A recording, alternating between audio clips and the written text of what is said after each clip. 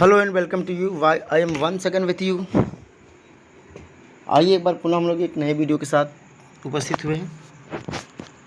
तो आज हम लोग पढ़ेंगे सिंथेसिस का कम्प्लेक्स सेंटेंस पढ़ रहे हैं। इसमें एडजेक्टिव क्लास के बारे में जानेंगे। इससे पहले हम लोगों ने नाउन क्लास के बारे में वीडियो ऑलरेडी अपलोडेड है, आप वहाँ से देख सकते हैं।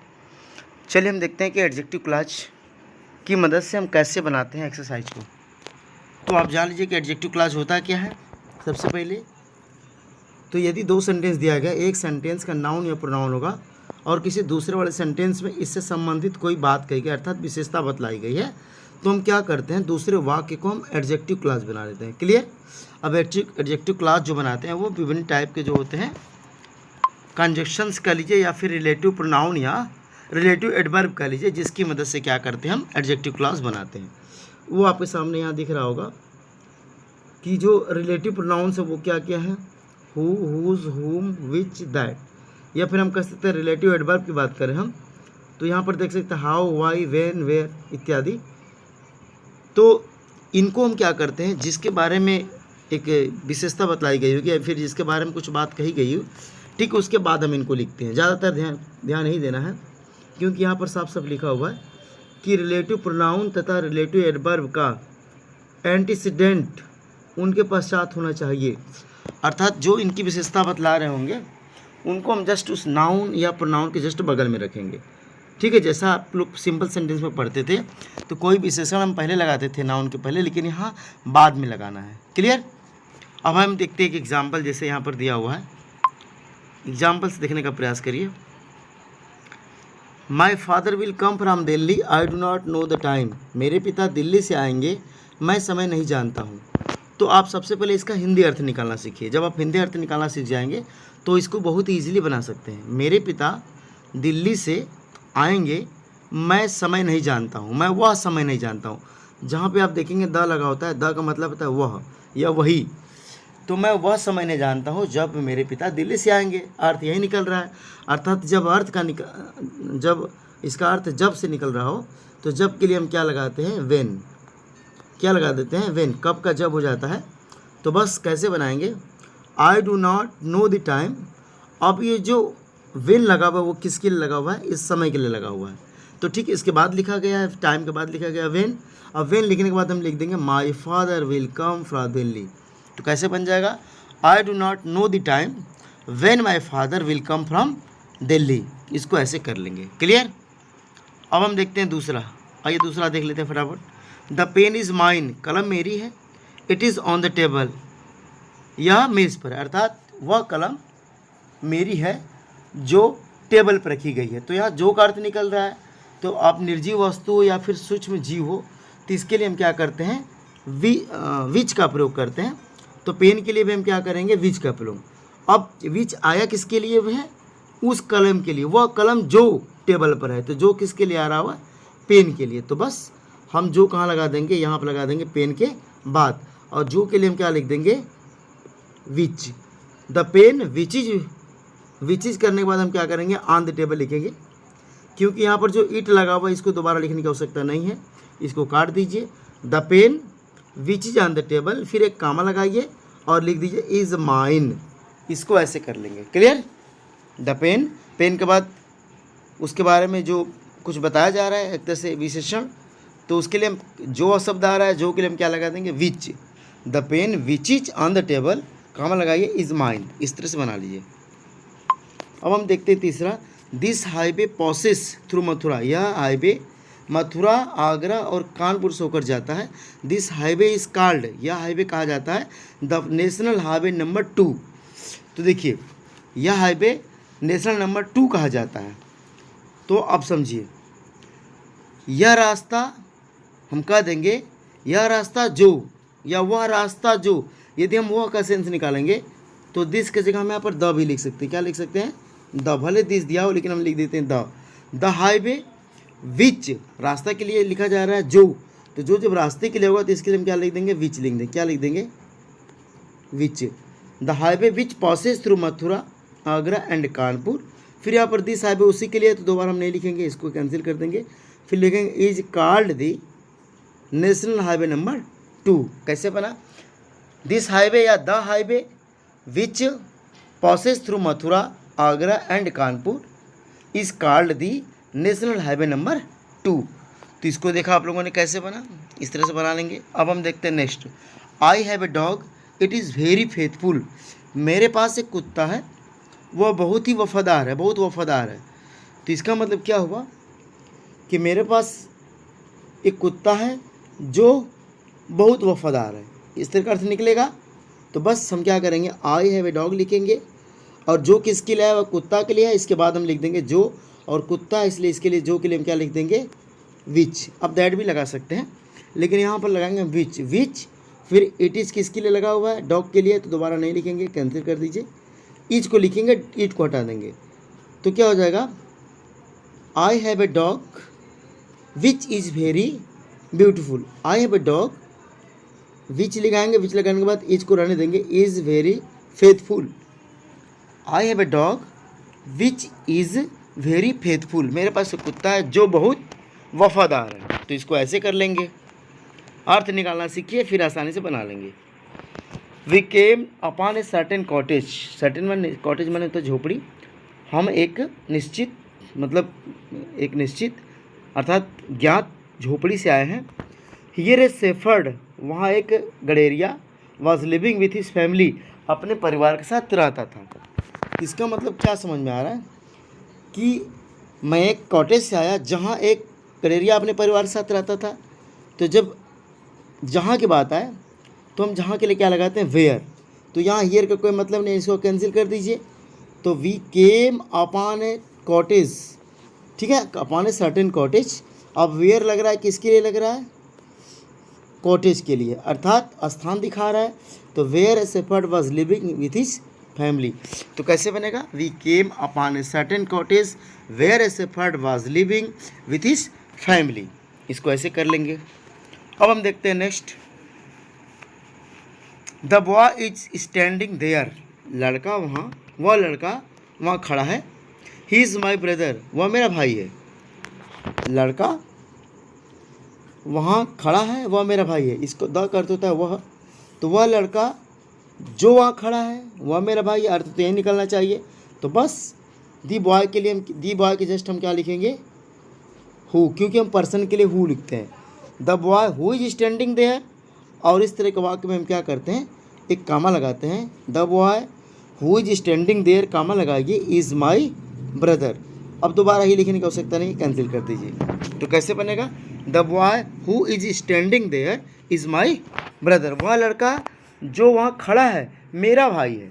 तो जो का अर्थ निकल रहा है, इसलिए जो के लिए हम क्या लगा देंगे, हु लगा देते हैं। बस आपको यही ध्यान देना है कि आपका हिंदी सेंस क्या निकल रहा है, तो उसके हिसाब से हम क्या करेंगे, लगाते हैं। समझ गए। अर्थात अब हम देखते हैं नेक्स्ट, सातवां देखते हैं। सातवां ये देख लेते हैं। ही डिड नॉट, सातवां कह रहा है, he did not come to school today, वह आज स्कूल नहीं आया। Do you know the reason, क्या तुम कारण जानते हो। चलिए, जब रीज़न लगा हो उसके लिए हम क्या लगाते हैं, वाई लगाते हैं। क्या लगाते हैं, वाई। तो इसका क्या हो जाएगा, ध्यान से समझेंगे। Do you know the reason, इतना पहले लिखेंगे हम लोग, do you know the reason why he did not come to school. बहुत ईजी है, do you know the reason, क्योंकि वाई किसके लिए लगा हुआ है, इस मॉडिफाई करा रीजन को एक तरह से। तो बस इसके जस्ट हम बगल में लिखेंगे। तो do you know the reason why he did not come to school today, इस तरह से बना लेंगे। फटाफट हम देख लेते हैं। इसके रूल्स आपको बता चुके हैं। यहाँ पर हम एक्सरसाइज बहुत ही जल्दी कंप्लीट करेंगे। आइए हम नेक्स्ट देखते हैं। Will you give me A watch, क्या तुम मुझे एक घड़ी दोगे। It is on the table, यह टेबल पर है। इसका मतलब किस घड़ी की बात चल रही है, वह घड़ी जो टेबल पे है। ठीक, तो अब समझिए, एक स्थान के लिए दिखाया जा रहा है, टेबल पर है। तो बस will you give me the watch, इस वॉच के लिए हो रहा है। जो ईट आया हुआ है, आप यहाँ ध्यान देंगे, ईट किसके लिए आया हुआ है, इस वॉच के लिए आया हुआ है। तो हमें ईट हटा करके क्या करना है, यहाँ पर क्या जोड़ना है, will you give me the watch which is on the table, क्योंकि वॉच के लिए क्या लगाएंगे हम, विच का प्रयोग करेंगे। तो हो जाएगा which is on the table. Will you give me the watch, क्या तुम मुझे वह घड़ी दे सकते हो या दोगे जो टेबल पर है। तो जो आ रहा है, तो जो के लिए हम क्या लगा देते हैं, विच। क्योंकि निर्जीव वस्तु या फिर छोटे या सूक्ष्म जीव के लिए हम क्या लगाते हैं, विच का प्रयोग करते हैं। चलिए अब हम नेक्स्ट देखते हैं अगला। I bought a pen a few days back, मैंने एक कुछ दिन पहले घड़ी खरीदे। आई हैव लॉस्ट इट, मैंने इसे खो दी। इसका मतलब क्या हुआ कि मैंने वह घड़ी खो दी जिसे मैंने कुछ दिन पहले खरीदी। समझ गए? या इसे दो तरीके से बना सकते हैं, ध्यान से आप समझेंगे। जो पहला मैं मेथड बता रहा हूँ ये हो जाएगा, एकदम बिल्कुल ध्यान से आप समझने का प्रयास करेंगे। I have lost the pen, मैंने उस घड़ी को खो दी। दी लगा दी माने वह, तो हो जाएगा। इसको कैसे करेंगे, आई हैव लॉस्ट इट जो लगा वो किसके लिए, पेन के लिए है। तो बस इसको हम लिख देंगे ए पेन या द पेन। ज़्यादातर बेटर होता है कि हम द लिखते हैं। मैंने उस घड़ी को खो दी। I have lost the pen. ठीक, अब पेन के लिए हम क्या लगाएंगे, विच लगाएंगे। निश्चित रूप से निर्जीव है तो क्या लगाएंगे, विच, जिसे मैंने कुछ दिन पहले खरीदा था। तो which I bought a few days back, ऐसे भी कर लेंगे। I have lost the pen which I bought a few days back. Clear? इस तरह से आप कर लेंगे। इसका मैं दूसरा तरीका बता रहा हूँ, ये भी एक तरीका बनाने का दूसरा तरीका, आप लोग ध्यान से समझिएगा। अगर मैं चाहूँ इसे ऐसे कर दूँ कि मैंने एक पेन खरीदा, मैंने एक पेन जिसे मैंने खरीदा कुछ दिन पहले खो गई, तो मैं ऐसे भी कर सकता हूँ द पेन, एक हटा करके हम क्या कर लेंगे, द पेन। ध्यान से आप समझेंगे। अगर मैं इसे चाहूँ तो ऐसे बना दूँ द पेन, पेन के लिए हम क्या लगा देंगे, विच। तो the pen which I bought a few days back, ये हो सकता है। The pen which I bought few days back, ये हो जाएगा। ए फ्यू डेज बैक, वह कलम जिसको मैंने कुछ दिनों पहले खरीदा। फिर आप कामा लगा के लिख देंगे हैज़ लॉस्ट, खो गई। ऐसे भी बनाया जा सकता है। मैं दोनों नियम बोल दे रहा हूँ, एक बार ऐसे बनाइए, I have lost the pen which I bought a few days back, ऐसे कर लीजिए। या द पेन या ए पेन, ए भी लगा सकते हैं। The pen which I bought a few days back, comma लगाइए, हैज़ लॉस्ट, खो गई है। तो ऐसे भी बना सकते हैं। आपके सामने दोनों विकल्प है, आप जिस तरह से चाहिए उस तरह से आप बना सकते हैं। क्लियर? चलिए अब हम देखते हैं नेक्स्ट 10वां। आई बॉट ए पेन, मैंने एक कलम खरीदा। इट वॉज कॉस्टली, यह कैसी थी, महंगी थी। तो आप बताइए इसको हम कैसे बनाएंगे। मैंने एक कलम खरीदा जो महंगी थी, यही अर्थ निकलेगा। तो बस पेन के लिए हम क्या लगा देते हैं, विच लगाते हैं। अभी हमने बताया पेन के लिए हम क्या लगाते हैं, विच, क्योंकि निर्जीव है। और जैसे इसके बाद हम लिख रहे हैं, तो I bought a pen which was costly, it को हम क्या करेंगे, हटा देंगे। ठीक, I bought a pen which was costly, मैंने एक कलम खरीदा जो महंगी थी। क्लियर? आइए हम देखते हैं नेक्स्ट 11वां। 11वां क्या हो रहा है, you have put my book at a place, तुमने मेरी किताब एक स्थान पर रखी। शो मी द प्लेस, उस स्थान को मुझे दिखाओ। इसका मतलब ये हुआ कि मुझे उस स्थान को दिखाओ जहाँ तुमने मेरी बुक रखी। तो बस यहाँ पर प्लेस आया हुआ है, और जब प्लेस आता है तो हम क्या लगाते हैं, वेयर लगाते हैं। क्या लगाते हैं, वेयर। जब टाइम हो तो हम क्या लगाते हैं, वेन लगाते हैं। स्थान हो तो क्या लगाते हैं, वेयर लगाते हैं। तो क्या बना लेंगे, प्रोसेस में हम क्या करेंगे, इसको सबसे पहले हम लिखेंगे शो मी द प्लेस, मुझे वह स्थान दिखाओ जहाँ। तो बस हम क्या लगा देंगे, where. Where you have put my book. समझ गए? दोबारा प्लेस लिखने की आवश्यकता नहीं है। एट ए प्लेस क्या कर देंगे, हम कैंसिल कर देंगे। तो क्या हो जाएगा, show me the place where you have put my book. समझ गए? अर्थात मुझे वह स्थान दिखाओ जहाँ तुमने मेरी पुस्तक रखी है। इसको ऐसे बनाएंगे। अब हम देखते हैं 12वां। आइए देखते हैं 12वां कैसे बनेगा। My father gave me a pen, मेरे पिता ने मुझे एक कलम दी। इट वॉज लॉस्ट, यह खो गई। तो बस मेरे पिता ने मुझे एक कलम दिया जो खो गई। तो इसको हम कैसे बनाएंगे, ध्यान समझिएगा। My father gave me a pen, फिर वही बात है, पेन के लिए हम क्या लगा देंगे, विच। क्या लगा देंगे, विच। इट को हटाइए, वाज लॉस्ट लिख दीजिए, क्योंकि पेन के लिए विच लगा है। कौन खो गया? पेन खो गई तो विच लगाएंगे। तो my father gave me a pen which was lost, जो खो गई। क्लियर?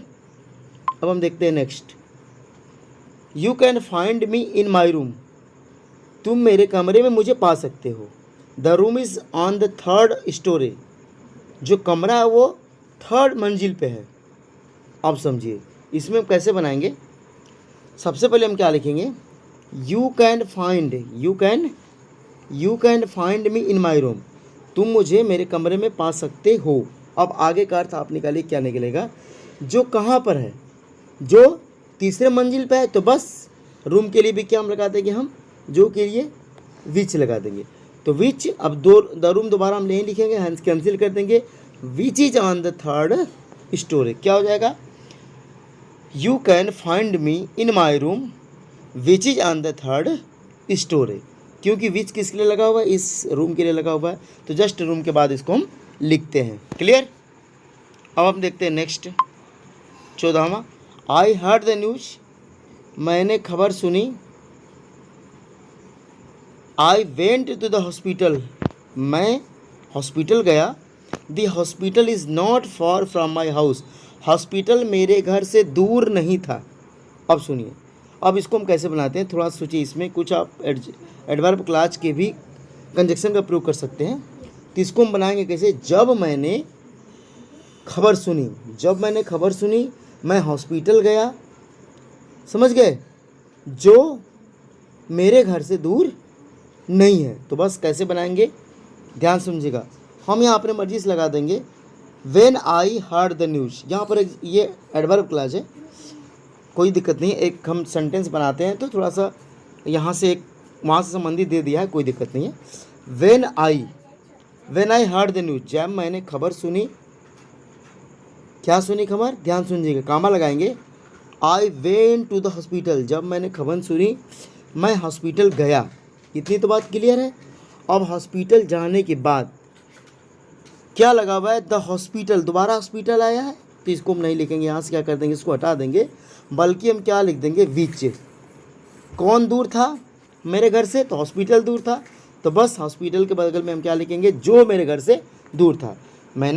जब मैंने खबर सुनी मैं हॉस्पिटल गया, जो मेरे घर से नज़दीक था। नॉट फॉर दिया हुआ, इसका मतलब दूर नहीं था, इसका मतलब नज़दीक था। तो बस ऐसे कर लेंगे। When I heard the news, comma लगाइए। I went to the hospital which is not far from my house, इसको ऐसे कर लेंगे। क्लियर? अब हम देखते हैं नेक्स्ट।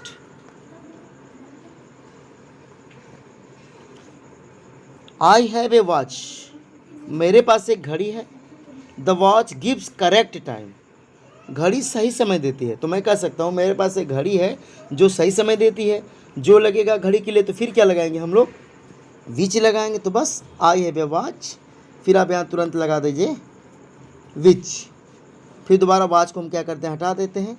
तो विच गिव्स करेक्ट टाइम, ऐसे कर लेंगे। क्लियर? अब हम देखते हैं 16वां, बहुत ही जल्दी हम लोग कवर करेंगे इसको। अब हम देखते हैं 16वां। A man came to me yesterday, एक आदमी मेरे यहाँ कल आया। ही वॉज ब्लाइंड, वो अंधा था। एक आदमी मेरे यहाँ आया कल जो अंधा था। निश्चित रूप से पता चल रहा है अंधा कौन है? आदमी है। अब आपको ध्यान यहाँ पर ये देना है कि जो लगा हुआ ब्लाइंड वो किसके लिए है? ही वॉज ब्लाइंड, कौन अंधा था? तो आदमी की बात चल रही थी। तो बस इसके बारे में कुछ बातें बताई जा रही है आपको दूसरे शब्द में, तो इसको हम बना लेंगे क्लास की तरह। तो क्या हो जाएगा? ए मैन के लिए क्या हम लगाते हैं? ध्यान दीजिएगा, विच लगाते हैं, सॉरी हु लगाते हैं। क्या लगाते हैं? हु। तो a man who was blind, ठीक, एक आदमी जो अंधा था। Came to me yesterday, clear? कैसे बना मैं एक बार वापस बोल दे रहा हूँ।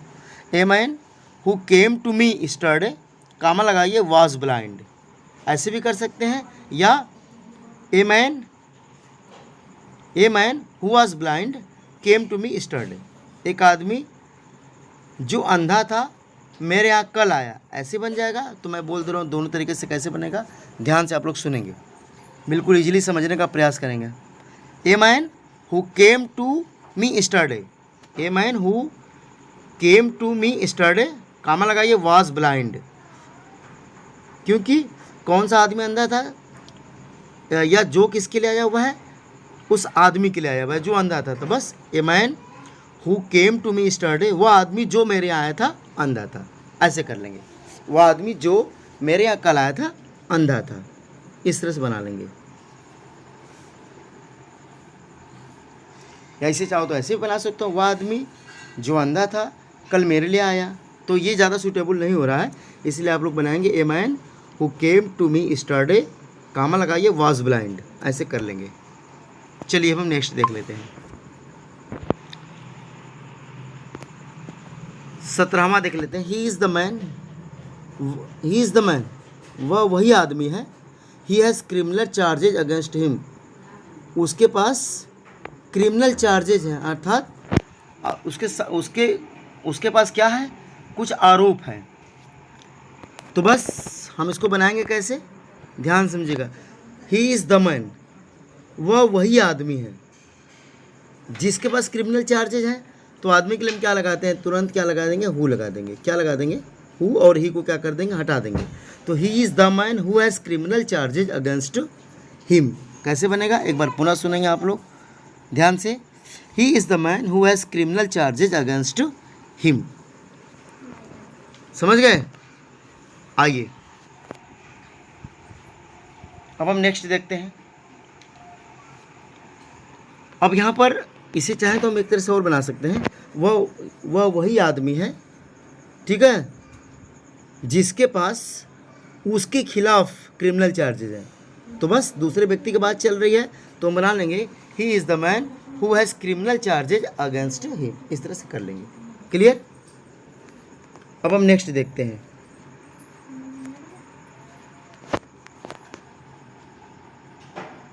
देखिए next, he owns a dog, अर्थात उसने एक कुत्ता लिया या कुत्ता खरीदा, कुछ भी कह सकते हैं, मालिक होना कुत्ते का।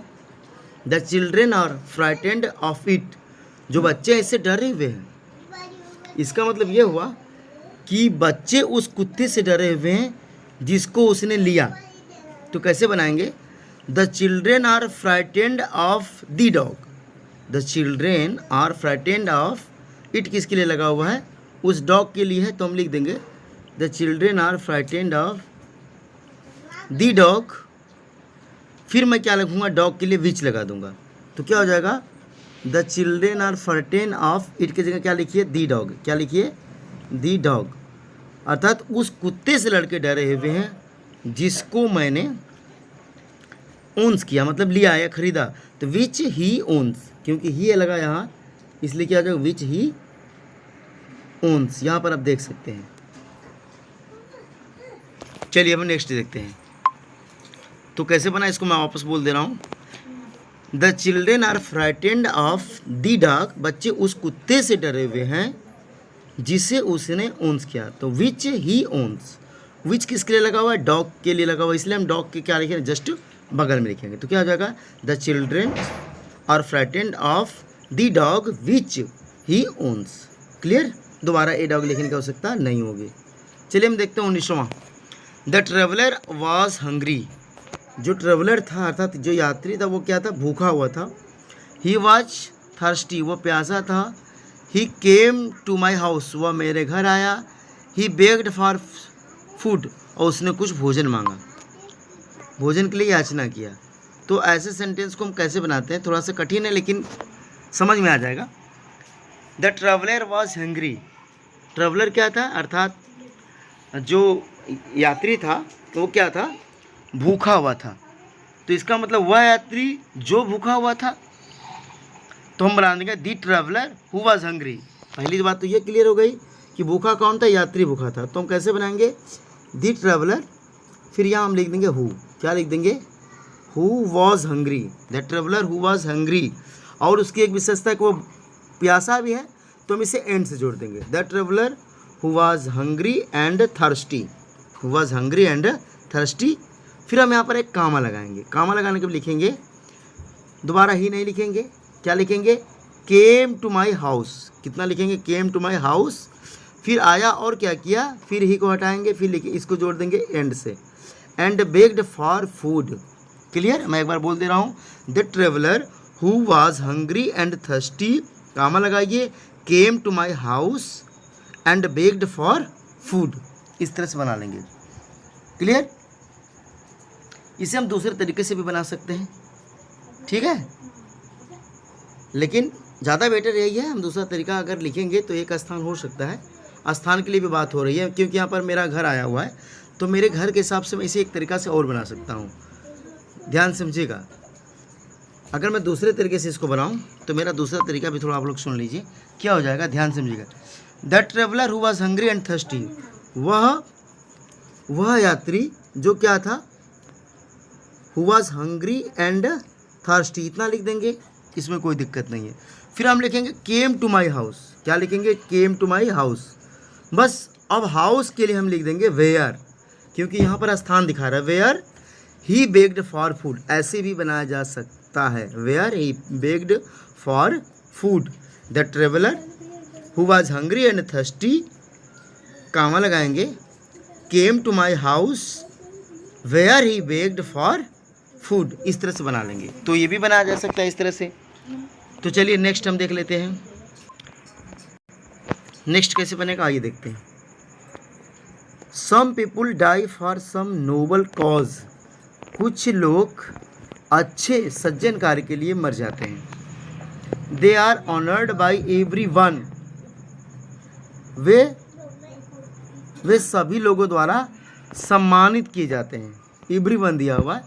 तो चलिए पहली बात की है कि कुछ लोग जो अच्छे कार्य करते हैं, ये कंसेप्ट निकल रहा है, तो क्या बनेगा, कुछ लोग जो क्या होते हैं, समझ ला, कुछ लोग जो सज्जन होते हैं, नोबल होते हैं, ये भी मैं कह सकता हूँ। तो निश्चित रूप से ऐसे भी हम कह सकते हैं कि कुछ लोग जो सज्जन होते हैं, लेकिन यहाँ सेंटेंस थोड़ा सा बदला हुआ है।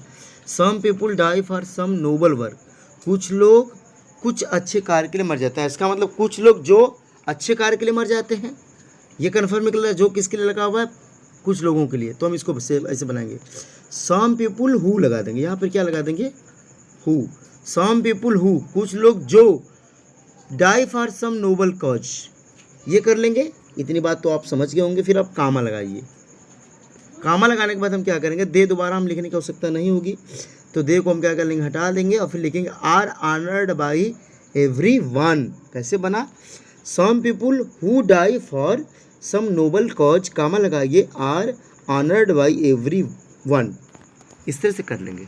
अब हम देखते हैं 21, फटाफट देख लेते हैं, बस 3-4 और बचा हुआ है, इसको देख लेते हैं।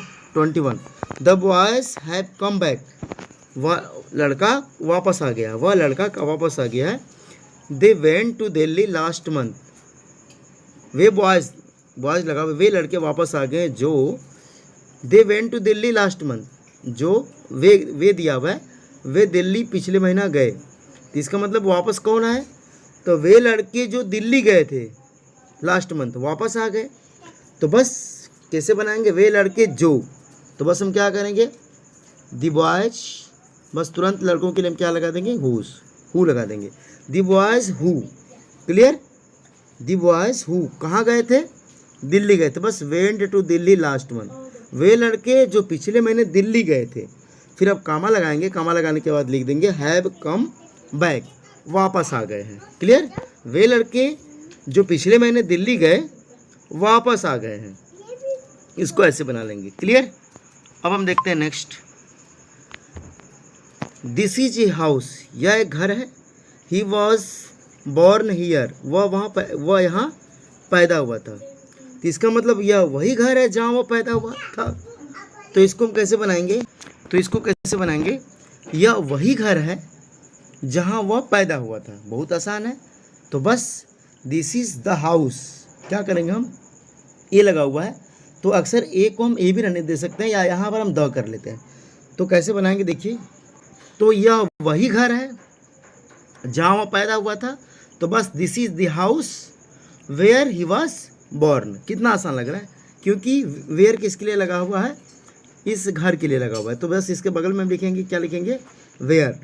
तो this is the house where, where के बाद क्या लिखेंगे, ही वॉज बॉर्न। क्लियर, दोबारा हियर लिखने की आवश्यकता नहीं है।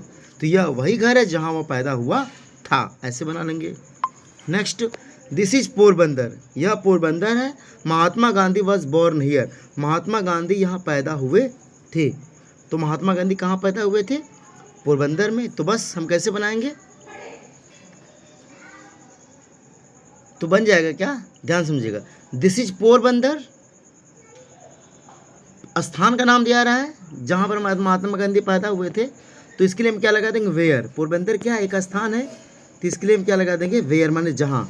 This is the Porbandar where Mahatma Gandhi was born, here को हटा देंगे, तो क्या हो जाएगा, this is Porbandar where Mahatma Gandhi was born, यह पोरबंदर है जहाँ महात्मा गांधी पैदा हुए थे, ऐसे बना लेंगे।